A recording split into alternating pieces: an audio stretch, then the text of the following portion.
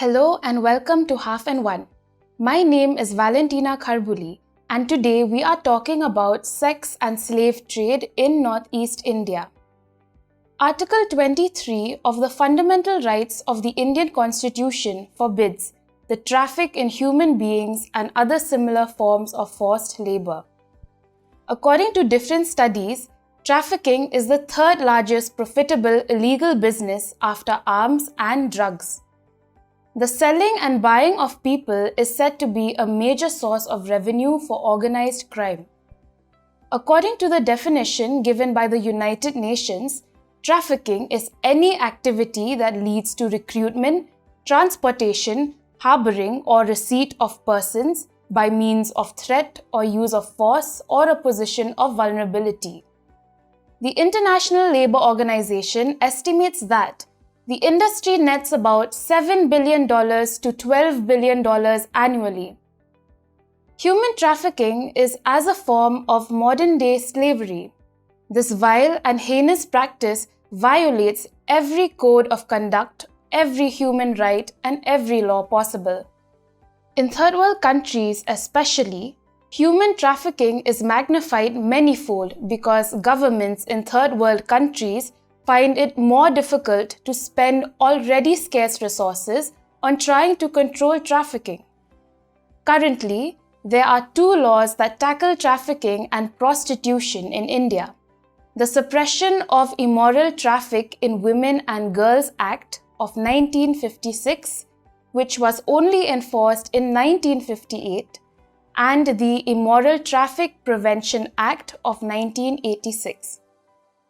According to a report by the Asian Development Bank, it revealed that 89% of human trafficking in India occurs within its own borders, out of which only 10% is accounted for international trafficking.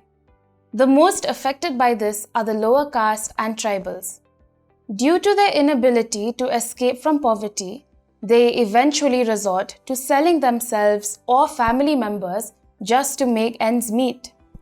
A National Human Rights Commission report states that people from such a vulnerable state become easy prey for trafficking by agents through false promises of jobs, marriage, better living standards, shelter, and security.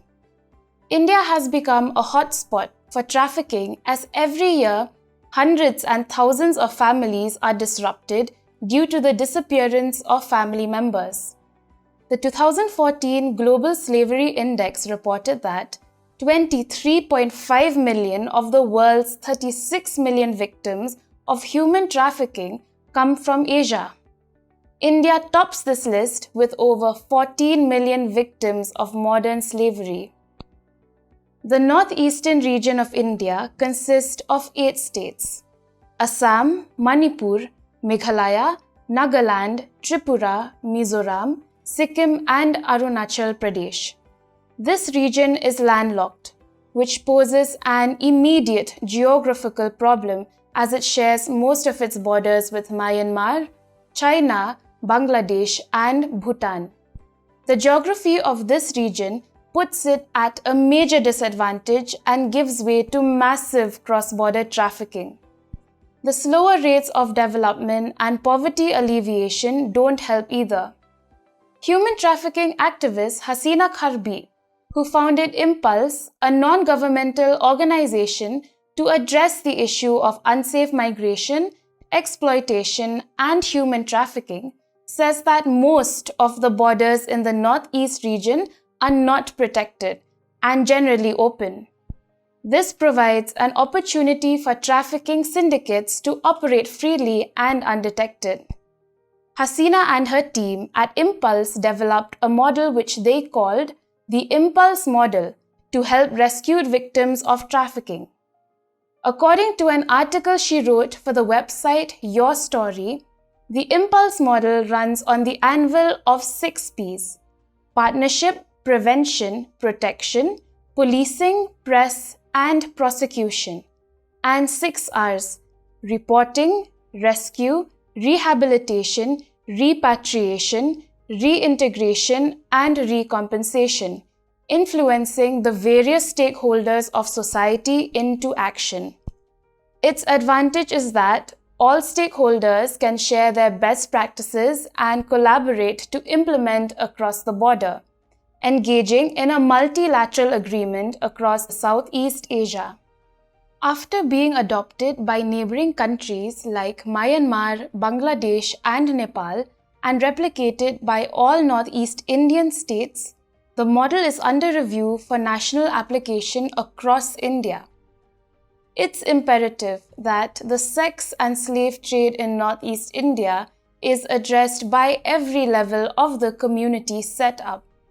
We, the people of Northeast India, are in denial of what is happening in our own backyard. We need to be more educated on this subject. Poverty drives people to do unimaginable and desperate things, and because of their desperation, traffickers find it easier to take advantage. Will the rampant spread of such atrocities be checked and eradicated completely? Of course not. But small steps are important, and a starting and important step is if a significant number of us recognize that this is a grave issue. State authorities taking charge in the fight against trafficking would also help.